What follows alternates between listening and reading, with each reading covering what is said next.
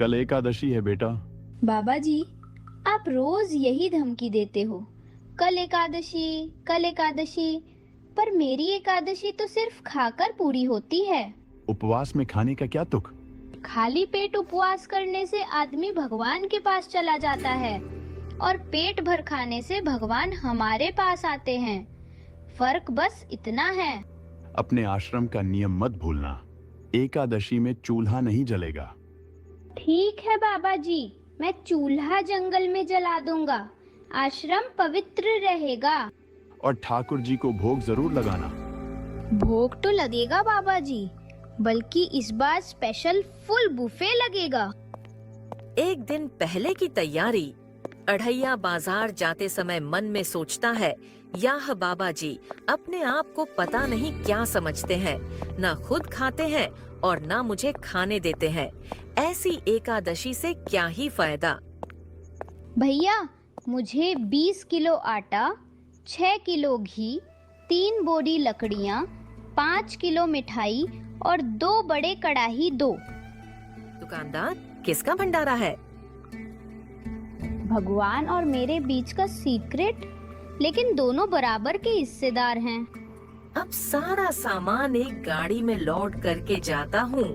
इस बार खाना नहीं मिला तो बाबा जी कुछ भी कर लें और ठाकुर के ठाकुर भी कुछ भी कर लें, मैं इस बार देख लूंगा।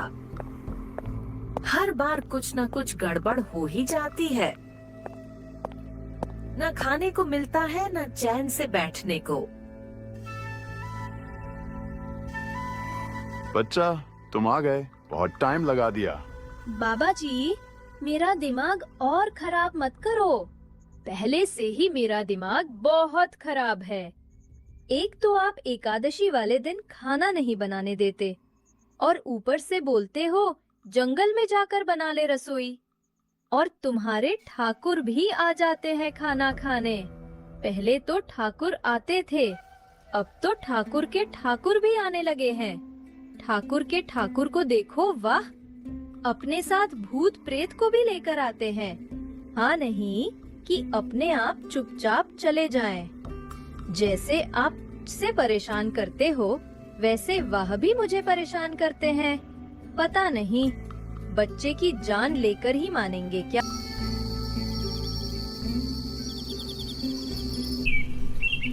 एकादशी वाला दिन।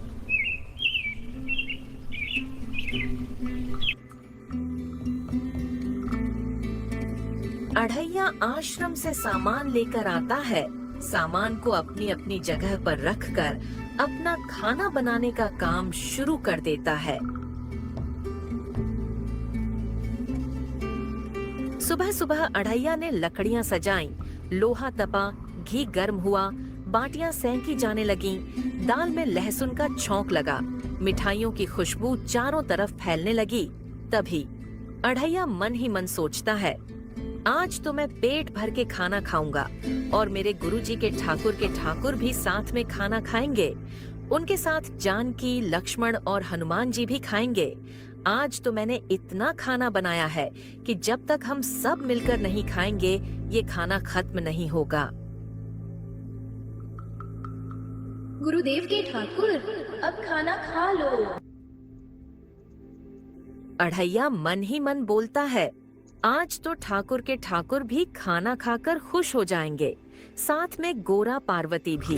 सीता माता बोली, प्रभु कहाँ चले आप? राम जी मुस्कुराकर बोले, अढ़ैया मुझे खाने के लिए बुला रहा है। सीता माता हंसते हुए बोली, मैं भी चलती हूँ, वहाँ खाना बहुत अच्छा बनता है। भैया भाभी मुझे भूल गए क्या? मैं भी चल रहा हूँ साथ में।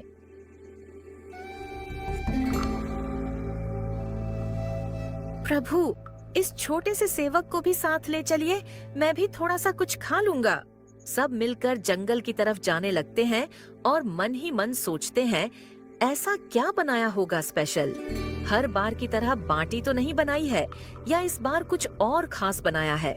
सोचते सोचते सब आगे बढ़ते जाते हैं। आओ ठाकुर जी, जानकी जी, लक्ष्मण जी और हनुमान जी। आओ ठाकुर, बैठने की जगह मैंने वीआईपी बनाई है। शिवजी पार्वती जी से बोले, आज अढ़ैया ने रसोई बनाई है। राम जी, सीता जी, हनुमान जी सब जा रहे हैं। तुम भी चलोगी क्या मेरे साथ, पार्वती जी? जी प्रभु, चलूंगी।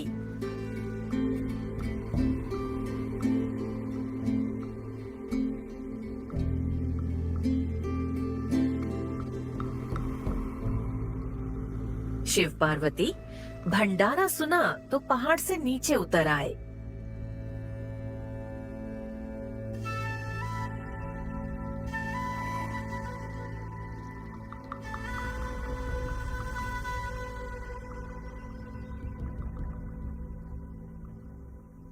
ठाकुर जी, अब ये बच्चा कौन आ गया यहाँ पर? और ये किसका बच्चा है ठाकुर? अरे यार, तू 2 मिनट रुक तो जा, एक बार सही से देखने को दे। ये तो गणेश जी हैं, हमारे ठाकुर जी के लड़के। अच्छा जी, तो जोर से बोलो, गणपति बप्पा मोरिया। आइए गणेश जी, आपके माता पिता भी आए हैं।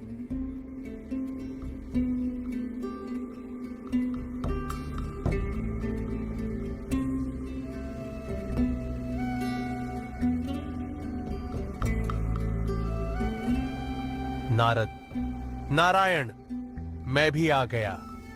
ठाकुर, और ये कौन आ रहा है? सूखा सा इंसान लग रहा है। इसको भी आपने ही बुलाया है? पहले की तरह आप हर बार किसी न किसी को अपने साथ लेकर आते रहते हो ठाकुर। बोलो। यार अड़ैया, सच में मुझे कुछ नहीं पता कि ये सब क्या हो रहा है। इनको बुलाया किसने? मैंने नहीं बुलाया। मेरी बात को सच मान यार। ठाकुर, ये तो नारद जी है ना, जो इधर की बात उधर करते हैं, जो चुगली करने में एक नंबर है। अड़ैया यार चुप हो जा, मरवाएगा क्या? अढ़ैया और राम जी के बीच बहसबाजी हो रही थी कि पीछे से इंद्रदेव भी आ गए। इंद्रदेव को देखकर अढ़ैया मन ही मन सोचता है, अब कौन आ गए हैं बताओ ठाकुर? कोई नहीं अढ़ैया, 3 तो आए हैं, इतना तो खाना होगा ही ना। ठाकुर जी, मैं तो उन सब का नौकर हूँ ना, इससे अच्छा तो मैं एकादशी को उपवास रख लूं। उपवास रखने से कम मेरे गुरुदेव तो खुश रहेंगे और न मुझे इतना कष्ट होगा। इंद्र, आज बारिश नहीं करूंगा क्योंकि यहाँ बाटी भीग जाएगी।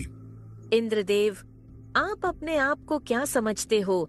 जहाँ पर आप खड़े हो, या पता है ठाकुर के ठाकुर भी आए हुए हैं। बोलने से पहले थोड़ा सोच समझ लो। इंद्रदेव जी, आप आइए। अढ़ैया तो ऐसे ही बोलता रहता है और उसकी बात को ज्यादा सीरियस मत लो।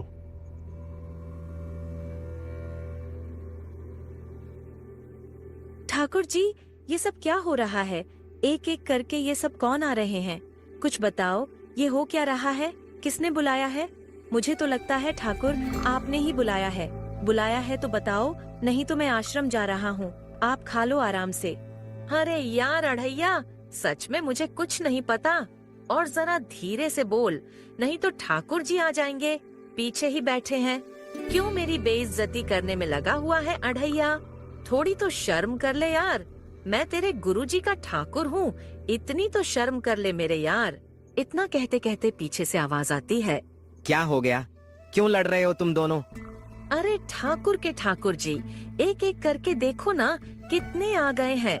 मुझे तो लगता है ये सब गुरुजी के ठाकुर ने ही बुलाए हैं और अब ये सब मुझ पर ही चिल्ला रहे हैं। अब आप ही देखें ठाकुर जी, मैं तो बस रसोई बना रहा था। इतनी बात हो ही रही थी कि पीछे से अचानक कोई भारी आवाज आती है। अढ़ैया चौंक कर, अब ये कौन आ गया ठाकुर जी? हम हैं यम, यम है हम ही हैं यम। राम जी और शिव जी को मेरा प्रणाम। देवलोक तक खुशबू आ रही थी भंडारे की, तो मैंने सोचा मैं भी आकर खा लूं। राम जी, शिव जी, बताइए ना, मैंने आकर कोई गलती तो नहीं की?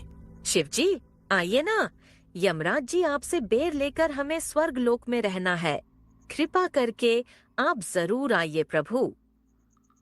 अरे ठाकुर के ठाकुर जी, ये तो पूरा देव संसद आ गई है। मेरा 20 किलो आटा तो पलक झपकते ही उड़ जाएगा।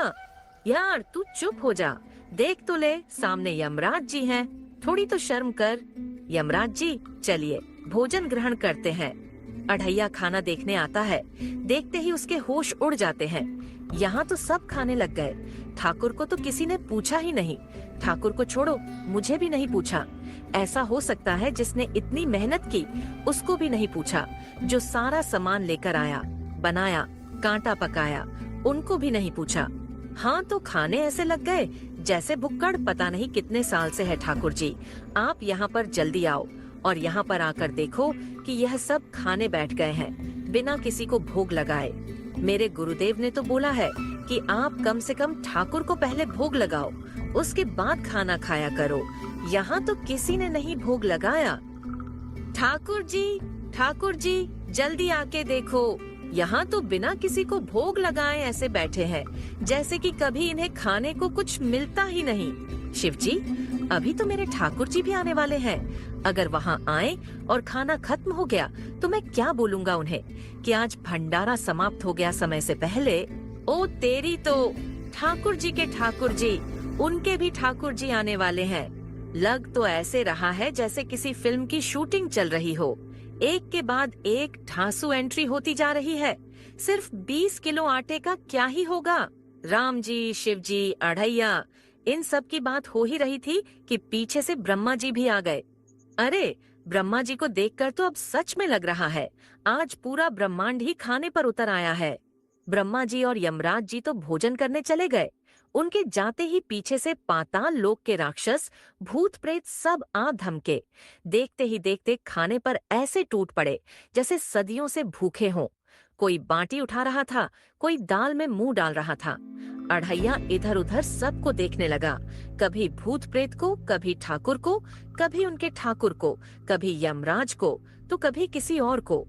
फिर अपने आप से बड़बड़